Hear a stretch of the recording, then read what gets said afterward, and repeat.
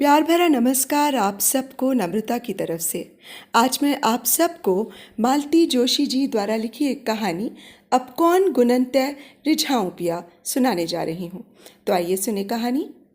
अब एक गधे की औलाद, तेरे दिमाग में भूसा भरा है कि गोबर? इतना सा सवाल नहीं आया? क्लास में क्या सोता रहता है? और तूरे ढक्कन के तेरी आंखें हैं कि बटन? इससे आगे आभा से सुना नहीं गया। उसने गैस बंद की और हाथ में करछुल लिए ही बाहर आ गई। उसकी चूड़ियों की खनक ने उसके आगमन की सूचना दे ही दी। आलोक ने किताब से नज़र हटाए बिना ही कह दिया, आ गई आप? अब तो हो चुकी पढ़ाई। पढ़ाई चलने दीजिए, मैं तो बस ये कहने के लिए आई थी कि गाली ज़रा सोच समझ कर दिया कीजिए। अपने ही बच्चे को गधे की औलाद कह रहे हैं। एक क्षण को आलोक सकपक आ गया, परंतु तुरंत ही संभलते हुए उसने कहा, क्या गलत कहा मैंने? गधा ही तो हूँ मैं, विशुद्ध गधा। इसीलिए तो अपनी छुट्टी का कचरा करके इन बजर बट्टुओं के साथ सिर खपा रहा हूँ। बच्चे भी तो अपनी छुट्टी सैक्रिफाइस कर रहे हैं ना। वे भी इतवार को थोड़ा रिलैक्स होना चाहते हैं, दोस्तों से खेलना चाहते हैं, टीवी देखना चाहते हैं। पर मैंने ही उनसे कह रखा है कि बेटा, पापा को संडे के सिवा टाइम नहीं मिलता और ये गणित और साइंस मेरे बस का नहीं है। बेचारे मन मार कर पढ़ने बैठते हैं, पर इतनी डांट डपट होती है कि बेचारे रटा रटाया भूल जाते हैं। उनका आत्मविश्वास ही खत्म होता जा रहा है। इससे तो अच्छा था ट्यूशन ही लगवा लेते। ट्यूशन हम अफोर्ड नहीं कर सकते, जानती हो, इसीलिए बार बार कोंच कर मुझे एहसास दिलाती रहती हो। आप भी तो अपना फ्रस्ट्रेशन बच्चों पर उतार रहे हैं। पढ़ाई के नाम पर पूरे घर को जैसे यातना शिविर बना दिया है। मैं बच्चों पर अपना फ्रस्ट्रेशन उतार रहा हूँ, ये इतनी बड़ी बात तुमने कैसे कह दी? किस आधार पर कही है? बच्चों को अब इस जुगलबंदी की आदत सी पड़ गई है। वे थोड़ी देर तो सहमे से बैठे रहते हैं और फिर चुपचाप खिसक जाते हैं। मम्मी पापा को पता ही नहीं चलता। वे जानते हैं कि अब इसके बाद पढ़ाई नहीं होगी। वे हफ्ते भर के लिए फुर्सत पा जाते हैं। बकझक कर आभा रसोई में लौट आई, पर खाना बनाने का सारा उत्साह ही खत्म हो गया था। रोज सुबह हबड़ तबड़ में कुछ भी बनाकर चली जाती है। शाम को लौटती है तो सारी ऊर्जा समाप्त हो चुकी होती है और ढेर सारे काम उसकी बाट जोहते रहते हैं। तब सोचती है कि खिचड़ी की हांडी चढ़ाकर सबको परोस दे, पर जैसे तैसे 4 रोटियां तो डालनी ही पड़ती हैं। इसलिए हफ्ते भर की कसर वो संडे को पूरा करना चाहती है। उस दिन कुछ स्पेशल बनाने का उसका इरादा होता है। इसके लिए वो पत्रिकाओं से, टीवी से रेसिपीज उतारती रहती है। लेकिन इतवार के दिन घर का वातावरण कुछ इतना बोझिल हो जाता है कि उसके संडे स्पेशल का कचरा ही हो जाता है। ना उसे बनाने का उत्साह रह जाता है, ना खाने वालों को खाने का। बस एक रस्म अदायगी सी होकर रह जाती है। आभा को समझ में नहीं आता कि उसकी जिंदगी औरों की तरह स्मूथ और सरल क्यों नहीं है। लोग तो इससे कम में भी गुजारा कर लेते हैं और खुश रहते हैं। आलोक पहले भी बहुत खुश मिजाज तो नहीं थे, पर अब तो बहुत ही असहिष्णु हो गए हैं। उस पर आती है तो वो तुर्की बतुर्की जवाब देकर उन्हें चुप कर देती है। पर बच्चों को तो झेलना ही पड़ता है और ज़्यादा झेलना पड़ता है। जब पत्नी पर वश नहीं चलता तो सारा गुस्सा बच्चों पर ही उतरता है। बच्चे तो बेचारे उनसे दूर ही भागते हैं, क्योंकि किस बात पर उनकी शामत आ जाएगी कुछ कहा नहीं जा सकता। घर में बैठे मिल जाएंगे तो डांट पड़ेगी कि दिन भर टीवी से चिपके रहते हो, खेलने नहीं जाते। खेलने जाएंगे तो घड़ी के कांटे पर नजर रखी जाएगी, एक एक मिनट का हिसाब मांगा जाएगा। खेलते समय कपड़े गंदे हो गए या मोजे फट गए तो डांट पड़ेगी, चोट लग गई तो डबल फटकार मिलेगी। घर पर अक्सर मिलने वाले आते ही रहते हैं। अगर उन्हें दरवाजे पर ही खड़ा करके बच्चे सूचना देने भीतर आ जाएंगे तो बुरी तरह झल्ला जाएंगे। इतनी भी तमीज नहीं है कि मेहमान को पहले भीतर बिठाओ। वे भी सोचते होंगे कि अच्छे शरीफ लोग हैं, बच्चों को सामान्य शिष्टाचार भी नहीं सिखाया। एक बार छोटा इसलिए पिट गया कि उसने आगंतुक को ड्राइंग रूम में बिठा दिया। बेवकूफ, वो प्यून था ऑफिस का। वे बाद में गरजे थे। अब ये क्या किसी के चेहरे पर लिखा होता है कि वो कौन है? आने वाले को खुद अपनी औकात समझनी चाहिए। बच्चों ने पापा से तो कोई चीज़ मांगना कब से छोड़ दिया है। मम्मी से ही फरमाइश करते रहते हैं। आभा को भी कभी कभी लाड़ आ ही जाता है, पर उस पर भी घर में महाभारत हो जाता है। सारा आनंद ही समाप्त हो जाता है। खिलौने वेस्ट ऑफ मनी हैं, कहानी की किताबें वेस्ट ऑफ टाइम है, टॉफ़ी दांत खराब करती है, पिज़्ज़ा बर्गर जंक फूड है, इनसे पेट खराब होता है, आइसक्रीम गला खराब करती है, कोका कोला या थम्स अप एसिड से भी ज़्यादा खतरनाक है, रामदेव बाबा का प्रवचन सुनो, टीवी से आंखें खराब होती हैं। ये तो त्रिकाल बाधित सत्य है ही। यानी कि बच्चों को जो जो अच्छा लगता है सब निषिद्ध श्रेणी में आता है। कभी कभी परेशान हो उठती है आभा, क्या करे इस आदमी का, बच्चों से भी गया गुजरा हो गया है। कभी कभी लगता है कि किसी मनोचिकित्सक के पास ले जाए, पर कोई बच्चा तो है नहीं कि गोद में उठाकर ले जाएगी।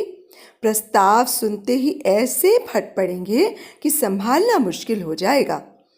और फिर एक दिन तपती धूप में ठंडी बयार सी वो खबर आई। वो स्कूल में ही थी कि आलोक का फ़ोन आया। डार्लिंग, खुशखबरी है। खुशखबरी तो बाद में, वो तो डार्लिंग सुनकर ही निहाल हो गई। क्या खबर है, सुनाइए, उसने पुलकित होकर पूछा। प्रमोशन ऑर्डर मिल गया है। सच? बहुत बहुत बधाई, बहुत दिनों से ड्यू था ना। पर एक गड़बड़ है। क्या? बाहर जाना पड़ेगा। तो मना कर दीजिए ना। नहीं कर सकता, उसी शर्त पर तो प्रमोशन मिला है।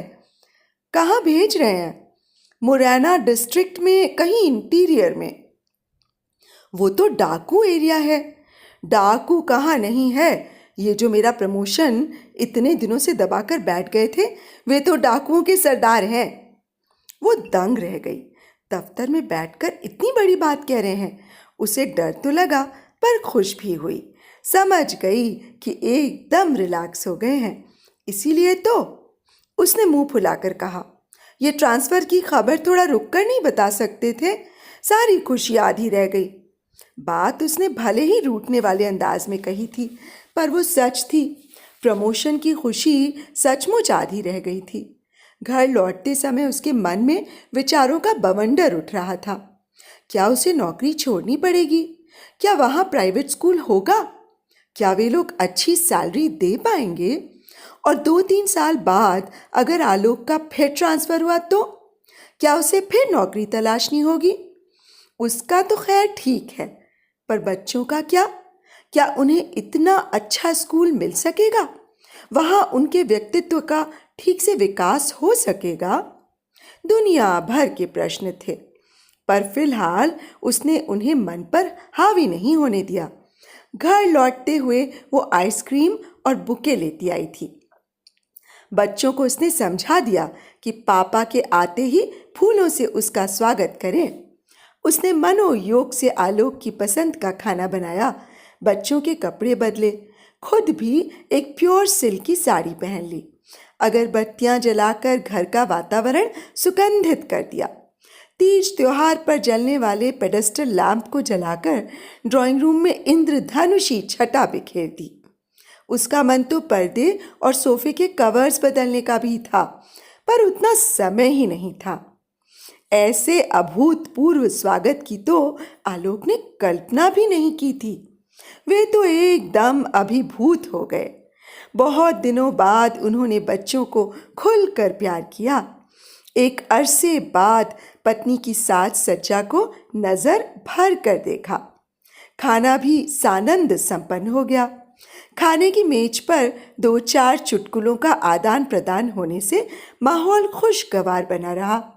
मतलब ये कि सब कुछ योजनाबद्ध तरीके से होता चला गया, कहीं कोई व्यवधान नहीं हुआ। आभा ने राहत की सांस ली। सोच लिया कि आज की रात भी सेलिब्रेशन की रात होगी। खुश हो? बिस्तर पे आते ही आलोक ने पूछा। बहुत बहुत खुश हूँ। आभा ने पति की छाती में मुंह छुपाते हुए कहा। बहुत दिनों के बाद तुम लोगों को इतना खुश देख रहा हूँ। बहुत दिनों बाद इतनी अच्छी खबर जो मिली है।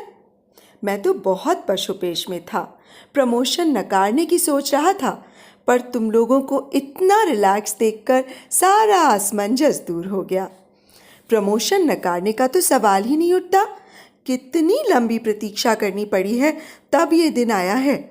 बस एक ही मलाल है कि हम लोग अभी साथ नहीं चल सकेंगे। मेरी नौकरी की तो ऐसी कोई टेंशन नहीं है, पर बच्चों को मिड सेशन में डिस्टर्ब करना ठीक नहीं है। आप तब तक वहाँ मकान वगैरह ठीक कीजिए, मैं यहाँ धीरे धीरे पैकिंग करती रहूँगी। बस परीक्षा होते ही हम लोग आ जाएंगे। रिजल्ट के लिए भी नहीं रुकेंगे। तुम लोग क्या वहाँ साथ रहने की सोच रहे हो? नहीं तो क्या हम लोग यहाँ अकेले पड़े रहेंगे? बहुत छोटी जगह है, हुआ करे। शुक्र है कि आजकल हायर सेकेंडरी स्कूल हर जगह हो गए हैं और बच्चे जब तक छोटी क्लास में हैं साथ में रह ही सकते हैं। बाद में देखा जाएगा। हो सकता है 3 साल बाद किसी अच्छी जगह ट्रांसफ़र हो जाए। आलोक कुछ देर चुप रहे, फिर धीरे से बोले। तुम लोगों को खुश देखकर मैं कुछ और ही सोच बैठा था। क्या? यही कि तुम लोग शायद इस बात का जश्न मना रहे हो कि ये बला कुछ दिनों के लिए तो टली, कुछ दिन तो अमन चैन से गुजरेंगे। आभा छिटक कर एकदम उठ बैठी। कम से कम आज तो। उससे आगे बोला ही नहीं गया, रुलाई से गला रूंध गया था। सॉरी यार। क्या सॉरी? वो तुनक कर बोली। आप ऐसा सोच भी कैसे सकते हैं? इतने सालों में मुझे इतना ही जाना है। पता है दिन भर में कितनी बेचैन रही हूँ। ट्रांसफ़र की बात सुनकर प्रमोशन की खुशी आधी रह गई थी। सामने समस्याओं का पहाड़ खड़ा हो गया था, पर मैंने सोचा आज का दिन सिर्फ खुशी मनाने का है।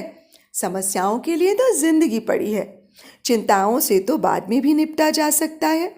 इसीलिए मैंने अभी बच्चों को भी कुछ नहीं बताया है। जब मैं खुद इतनी डिस्टर्ब हो गई थी तो वे तो बेचारे छोटे हैं। पापा के बिना घर की तो वे कल्पना ही नहीं कर सकते। आज का दिन मैंने खुशियों के नाम कर दिया था, पर आपने सब पर पानी फेर दिया। आभा फिर सुबकने लगी थी। सॉरी कह तो दिया यार, अब कितनी बार माफ़ी मांगनी पड़ेगी? कहते हुए आलोक ने बत्ती बुझा दी और उसे अपने पास खींच लिया था।